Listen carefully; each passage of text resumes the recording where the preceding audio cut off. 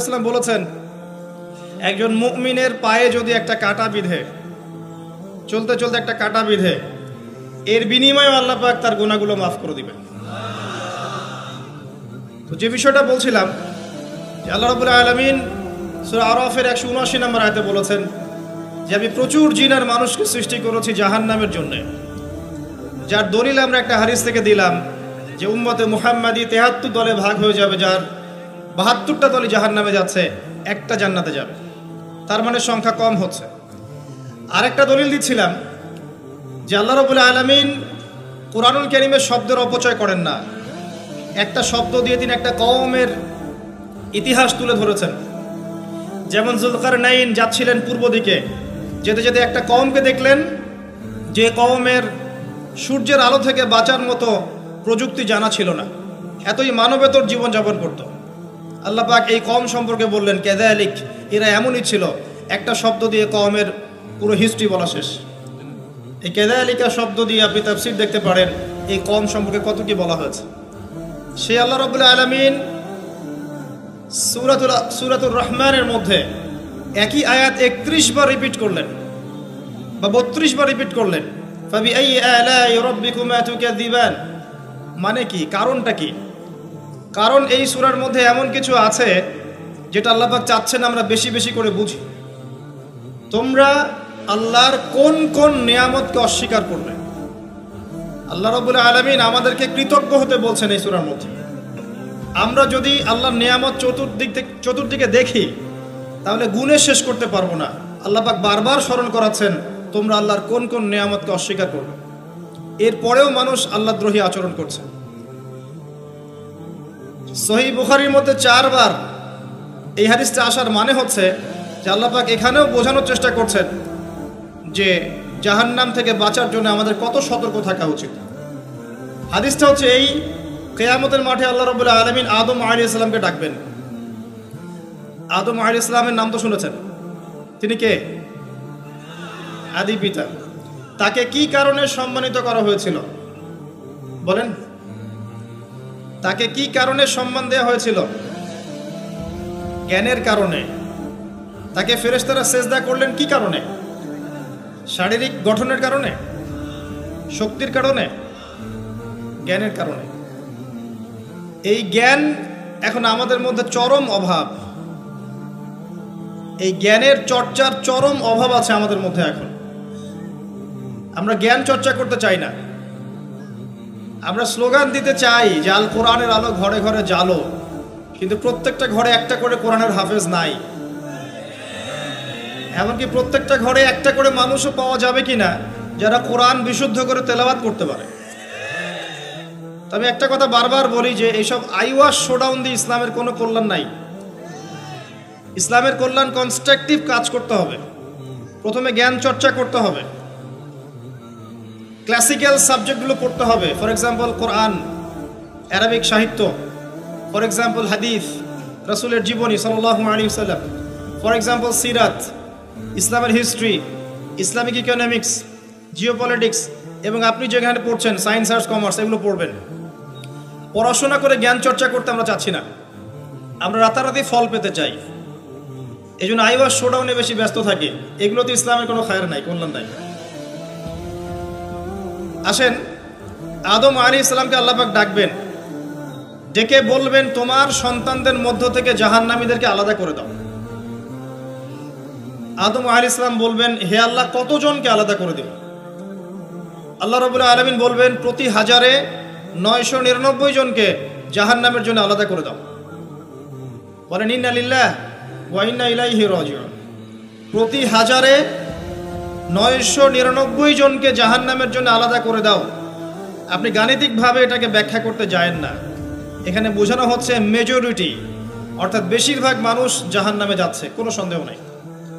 হ্যাঁ, এটা ঠিক, জাহান্নামে যাওয়ার পরে কবিরা গুনাহগার যে ব্যক্তিরা আছে তাদের জন্য নবী সাল্লাল্লাহু আলাইহি ওয়াসাল্লাম সুপারিশ করবেন। এবং যার অন্তরে সরিষা দানা পরিমাণ ঈমান ছিল, মন থেকে লা ইলাহা ইল্লাল্লাহ সাক্ষ্য দিয়েছে, একদিন না একদিন সে জান্নাতে যাবে ইনশাআল্লাহ। কিন্তু আমরা কি চাইবো জাহান্নামের শাস্তি ভোগ করে জান্নাতে যেতে? জাহান্নাম কি এটা একটা হাদিস দিয়ে বুঝাচ্ছি।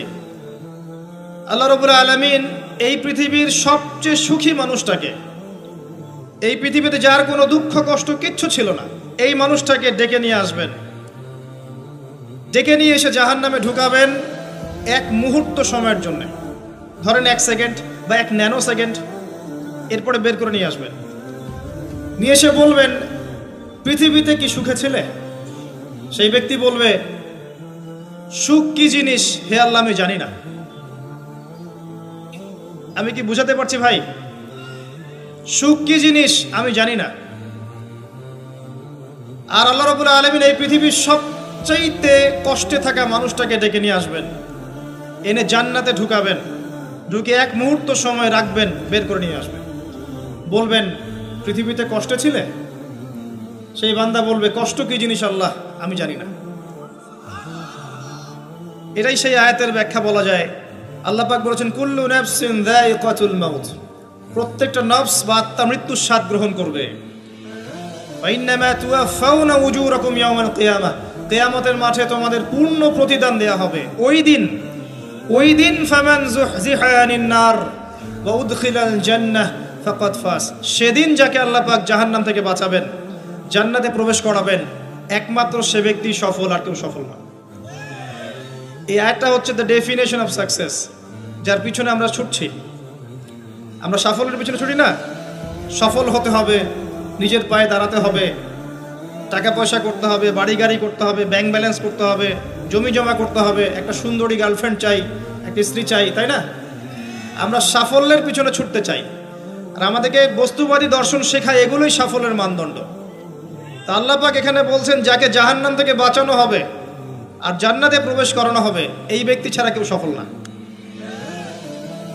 পৃথিবীতে আপনি অনেক বড় নেতা হতে পারেন, ইভেন অনেক বড় আলেমও হতে পারেন, অনেক বড় পলিটিশিয়ান হতে পারেন, অনেক বড় প্রশাসনের কর্মকর্তা হতে পারেন, অনেক বড় ইকোনমিক্স হতে পারেন, কলামিস্ট হতে পারেন, বুদ্ধিজীবী হতে পারেন, হাফেজ হতে পারেন, হু এভার ইউ আর, যদি কিয়ামতের মাঠে আপনি জান্নাতে যেতে না পারেন, আপনি সফল না। আর পৃথিবীতে যে মানুষ মুদির দোকান করছে, ভ্যান চালাচ্ছে, রিক্সা চালাচ্ছে, বারবার সেলুনে কাজ করে, কৃষক কৃষি কাজ করে, যাদেরকে মানুষ চেনেও না, ইমান আছে, 5 ওয়াক্ত নামাজ পড়ে, ছেঁড়া কাপড় পরে থাকে, এত মান মর্যাদা নাই, ভাইরাল না, মানুষ চিনে না, গভীর রাত্রে তাহাজ্জুদ পড়ে, দেখবেন এই ব্যক্তি যদি কিয়ামতের মাঠে জান্নাতে চলে যায়, এই ব্যক্তি আমার চেয়ে সফল, কোনো সন্দেহ নাই।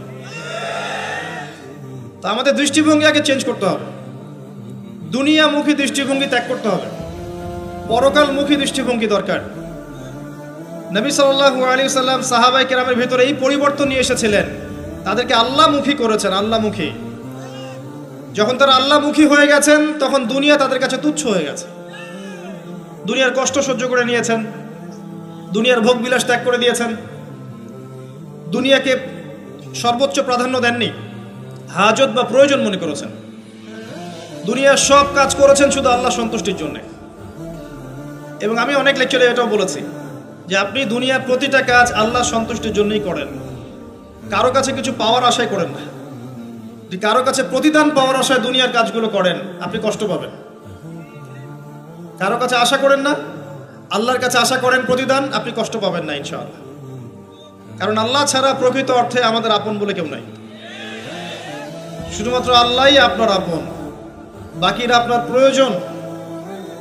মানুষ মানুষকে ভালোবাসতে পারে না, মানুষ মানুষের অবস্থানকে ভালোবাসে। এটা আপনারা হারে হারে ফিল করবেন যত দিন যাবে দেখবেন এটা আখিরুজ জামান, এটা আখিরুজ জামান, শেষ জামানা চলছে। এখন ফিতনাগুলো এমনভাবে পড়তে থাকবে যেন একটা মালা ছিঁড়ে দিলে পুঁথিগুলো যেমন টপটপ করে পড়ে যায়, এইভাবে ফিতনাগুলো আসতে থাকবে। ওই হাদিসের দিকে আসেন। নবী সাল্লাল্লাহু আলাইহি ওয়াসাল্লাম বলেছেন আদম আলাইহিস সালামকে ডেকে আনা হবে, বলা হবে তোমার সন্তানদের মধ্য থেকে জাহান্নামীদেরকে আলাদা করে দাও। আল্লাহ পাক বলবেন প্রতি 1999 জনকে আলাদা করে দাও, একজন জান্নাতে যাচ্ছে প্রতি 1000-এ। কিন্তু listen to me very carefully, কিন্তু আল্লাহ পাক সূরা নিসা একটা কথা বলেছেন, ইন্নাল্লাহা লা ইয়াগফিরু আন ইউশরাকা বিহি ওয়া ইয়াগফিরু মা দুনা যালিকা লিমান ইয়াশা। আল্লাহ রাব্বুল আলামিন তার সাথে শিরকের গুনাহ ছাড়া অন্য যে কোনো গুনাহ যাকে ইচ্ছা মাফ করতে পারেন। যে কোনো গুনাহ, যে কোনো গুনাহ আল্লাহ পাক মাফ করতে পারেন, শিরকের গুনাহ ছাড়া। আরেকটা গুনাহ আল্লাহ পাক ক্ষমা করবেন না, সেটা হচ্ছে বান্দার হক। বান্দার হক, বান্দার সাথে সম্পৃক্ত। কারো টাকা চুরি করেছেন, কারো জমি আত্মসাৎ করেছেন, কাউকে গালি দিয়েছেন, কারো প্রতি জুলুম করেছেন, কাউকে অন্যায়ভাবে মেরেছেন, ছিনতাই করেছেন, ইত্যাদি ইত্যাদি, যেটা অন্যের হকের সাথে সম্পৃক্ত। ধর্ষণ করেছেন, মানুষের সম্মানহানি করেছেন, কাউকে নিষ্পাপ কাউকে বিতর্কিত করেছেন, ইত্যাদি। এই যে মানুষের সাথে জড়িত হক, এটা আল্লাহর কাছে মাফ নেওয়া যাবে না। কাবা ঘরের গেলাফ ধরে কানলেও কোনো লাভ নাই। ওই বান্দার কাছে গিয়ে ক্ষমা নিতে হবে। ভাই, আমি আপনাকে গালি দিয়েছি, মাফ করে দেন। ভাই, আমি তোমার টাকা চুরি করেছিলাম, এই নাও, ফেরত নাও। বোন, তোমার সম্পত্তি আমি দেই নাই, নিয়ে নাও। প্রতিবেশী, তোমার জমি আমি নিয়েছি, নিয়ে নাও। এটা দুনিয়াতে করতে হবে। অন্যথায় পরকালে দেখবেন যে মানুষের সাথে জড়িত হকের জন্য মানুষটা দাঁড়িয়ে আছে। একজন ব্যক্তি উঠেছে, নামাজ, রোজা, হজ, যাকাত সব নেকি নিয়ে উঠেছে। ওঠার পরে দেখছে সামনে অনেক মানুষ দাঁড়িয়ে আছে। কি জন্য দাঁড়িয়ে আছে? কারো টাকা নিয়ে শোধ করে নাই, কাউকে গালি দিয়েছে, কারো প্রতি জুলুম করেছে, কারো প্রতি অন্যায় করেছে, এরা দাঁড়িয়ে আছে, হক চাচ্ছে। তখন কিভাবে শোধ করবে? আল্লাহ পাক বলবেন, তোমার নেকি ওদেরকে দিয়ে দাও। তখন শেয়ার রেটের মাধ্যমে নেকি চলে যাবে। কথা বুঝতে পারছেন? তখন আরো অত্যাধুনিক প্রযুক্তি থাকবে, নেকি কনভার্ট। আর নেকি দিতে দিতে যদি নেকি শেষ হয়ে যায়, তখন ওই ব্যক্তিদের গুনাহ তার আমল নামায় চলে আসবে।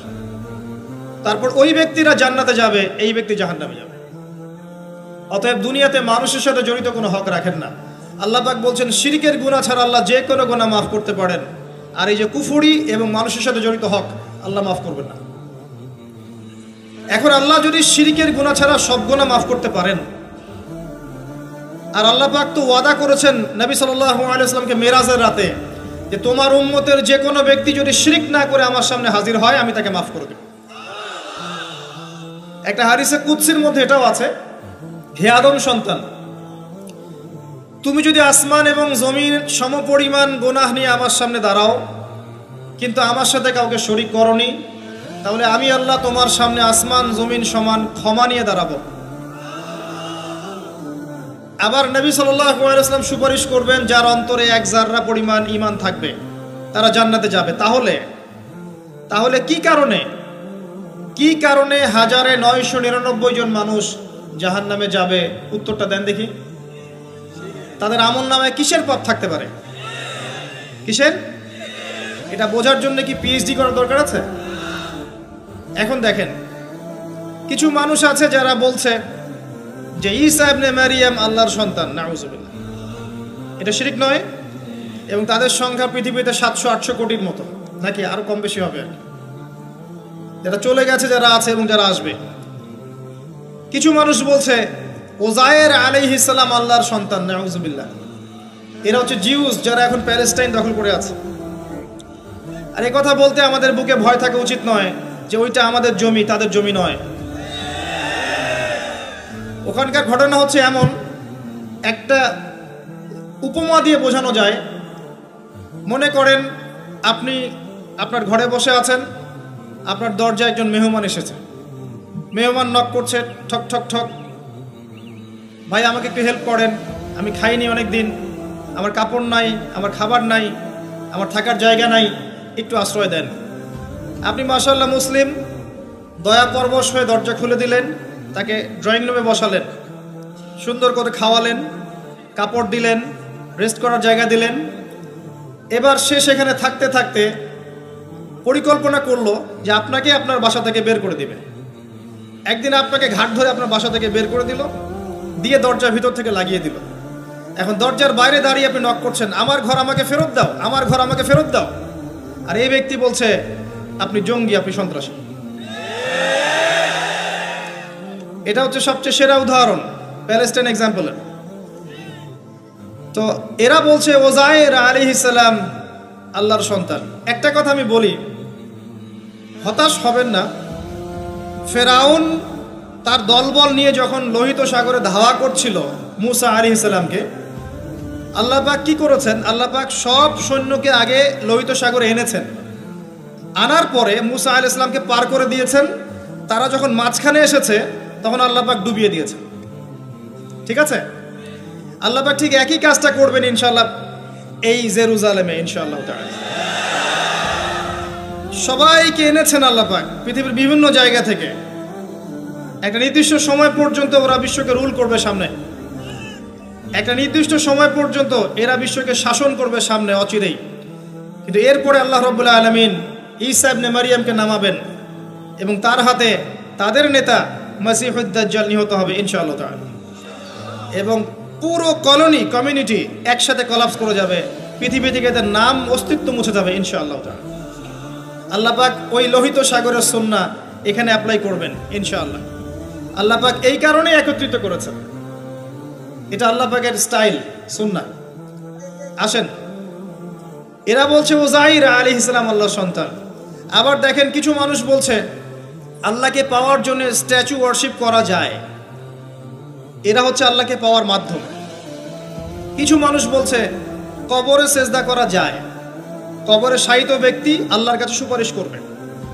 কিছু মানুষ বলছে আল্লাহ ছাড়া অন্য কারো কাছে দোয়া করা যায়, তিনি অনেক বুজুর্গ ব্যক্তি ছিলেন, আমার দোয়া পৌঁছে দিবেন আল্লাহ পর্যন্ত।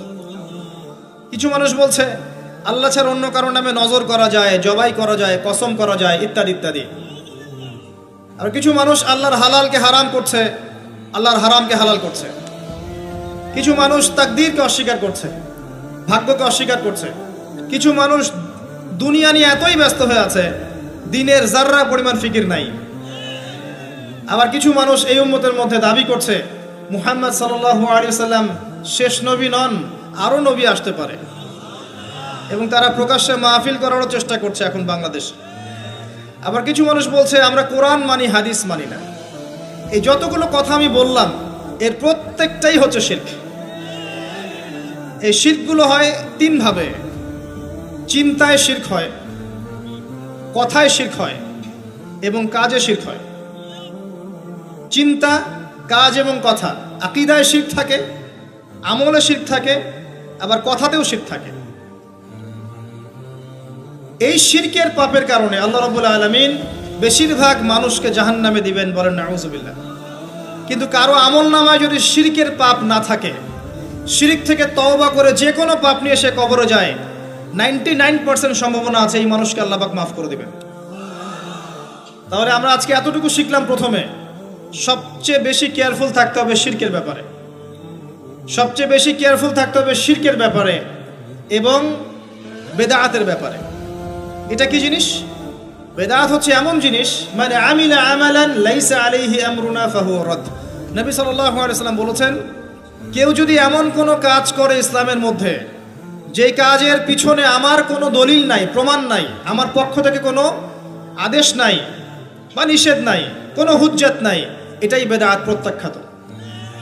মানে আপনার প্রতিটা কাজ হতে হবে শুধুমাত্র নবী সাল্লাল্লাহু আলাইহি ওয়াসাল্লামের সুন্নাহ মতো। এই জায়গায় নতুন কোনো পদ্ধতি চালু করলে আপনি বেদাতি হয়ে যাবেন। বেদাতির পরিণতি কি? তার সমস্ত আমলগুলোকে আল্লাহ পাক ধুলো বানিয়ে দিবেন। দলিল সূরা ফুরকান। সবকিছু বলার সময় পাচ্ছি না মাহফিলে। আরো কি? আরো আছে। বুখারী হাদিসে এসেছে নবী সাল্লাল্লাহু আলাইহি ওয়াসাল্লাম হাউজে কাউসারের সামনে দাঁড়িয়ে থাকবেন এবং এই কাউসারের পানি যে একবার পান করবে কিয়ামতের মাঠে, সে আর কখনো পিপাসার্ত হবে না। নবী সাল্লাল্লাহু আলাইহি ওয়াসাল্লাম পানি পান করাবেন উম্মতকে, হঠাৎ পর্দা পড়ে যাবে। আল্লাহ নবী বলবেন ইন্নাহুম মিন্নি, এরা তো আমার উম্মত। পর্দা পড়ে গেল কেন?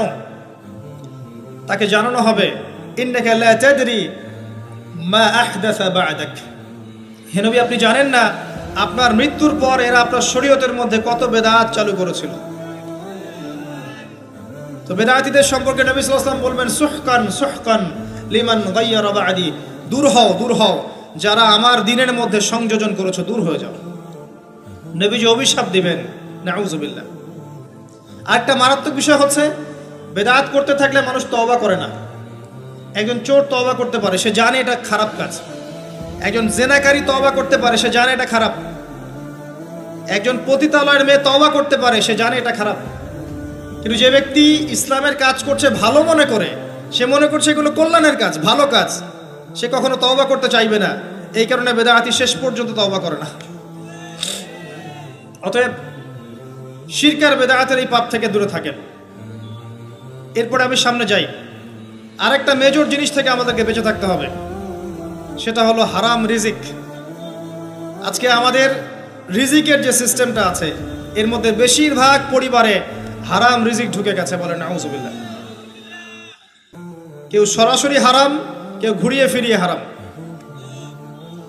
সবচেয়ে বড় মারাত্মক যে হারামটা ঢুকেছে তার নাম হচ্ছে রিবা বা সুদ। ম্যাক্সিমাম আমরা সুদখোর। আমার কিসের দাড়ি টুপি এগুলো দেখার প্রয়োজন নাই, আমি নিজেও সুদখোর। কিভাবে? প্রত্যক্ষভাবে না হলে পরোক্ষভাবে। মনে করেন আমি একটা ফ্ল্যাটে ভাড়া থাকি, ফ্ল্যাটের মালিক আমার ভাড়ার টাকা দিয়ে তার ব্যাংকের লোন শোধ করে, পরোক্ষভাবে আমি সুদের সাথে সম্পৃক্ত আছি।